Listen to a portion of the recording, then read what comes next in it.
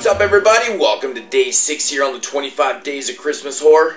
I am your host, Mood616, and thank you once again for stopping in. Alrighty, so for day 6, been trying to mix up the way I've been placing these films in the days. Have some independent stuff, some more known stuff. And for today, I had to, basically drop a classic. So yeah, for day 6, I'm going to review the classic from 1974, Black Christmas. Of course, directed by Bob Clark. Yeah, Bob Clark was on a roll back in these days. 1973, I think the year before, he put out Children Shouldn't Play with Dead Things, which I really enjoy. In 74, earlier in the year, he put out Death Dream, and then later on in the year, he put out Black Christmas. So those 3 films in a row, that's a nice little run of films he was having there. And of course, he later went on to direct Porky's 1 and 2, Christmas Story, so he's got a lot of classic films underneath his belt. But yeah, this is, known as, to some people, as being like the very first, like, real type of slasher film. Considered a proto-slasher, but in my opinion, it's kind of, to me, it's like the very first real slasher film. But yeah, getting into the plot of this one. So, the girls of Pi Kappa Sig are getting ready to go home for the holidays. So I think it's like Christmas Eve, and yeah, they're getting ready to go on back home for the holidays. And basically, what happens is they start receiving some like anonymous, what they think is prank calls, and they keep happening and stuff. And then the calls start getting a little more dirtier. The person on the other line starts making like really weird noises and using vulgar language, calling the C words and stuff like that. And it gets pretty persistent, and they start getting a little worried, because it just keeps happening and stuff. And then one of the girls from the sorority house goes missing. Her father was there, or shows up the next day to pick her up, and she never shows. So the girls start to investigate a little bit. They can't find her, so they go and report this to the police, and the head officer, played by John Saxon, starts to investigate this missing girl case. And yeah, and then of course some more bodies start mounting up, and yeah, it's basically, that's the plot of the movie. Very, very simple plots, but just amazingly executed. Now my thoughts on this one. First off, Bob Clark did an amazing job all around with this movie. The way he shot this film, it's just brilliant.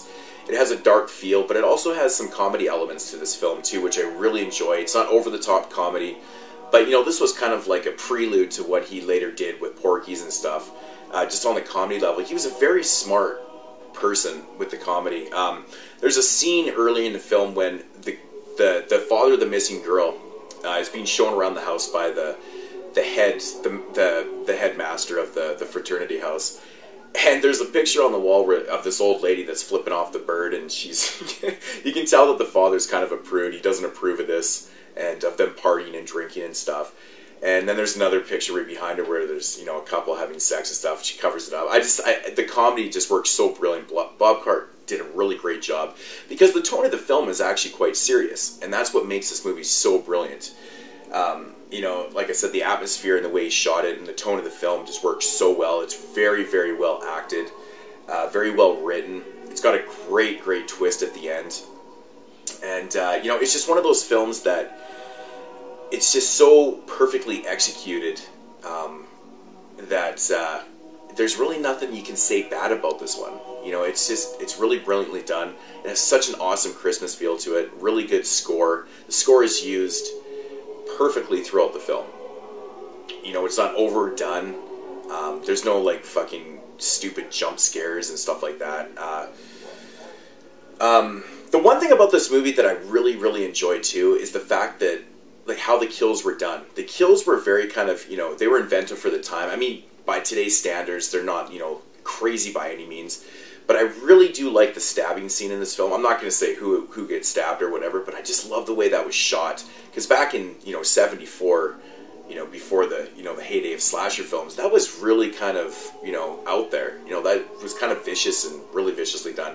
Of course, a stabbing scene like this was kind of done, you know, in Psycho, but this one just really just looks great. Bob Clark did an awesome job with that.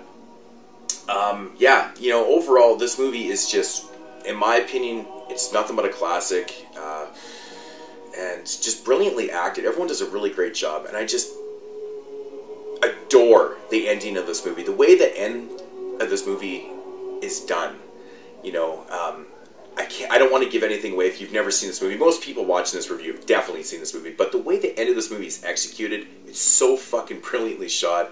The pan out and then the phone ringing while the credits roll. I think it's so fucking brilliant. You know, that's not really a spoiler alert or anything, but I think that's, you know, it's just a fantastic film.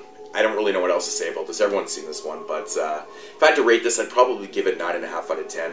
It's a brilliant Canadian-made horror film. So, but yeah, if you've never checked out Black Christmas, definitely check this one out, because I have actually talked to people in the past that have seen the remake but have never seen the original film. And I've actually talked to, I remember having a conversation one time with a person that didn't even know that the remake was a remake. That really irked me. But yeah, you know, very simple premise to a film, you know, girls getting stalked and, you know, killed in a sorority house, but just really brilliantly done, you know.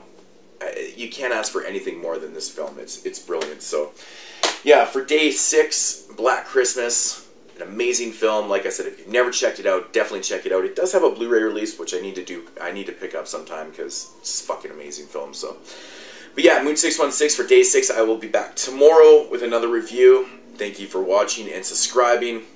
Peace out, homies.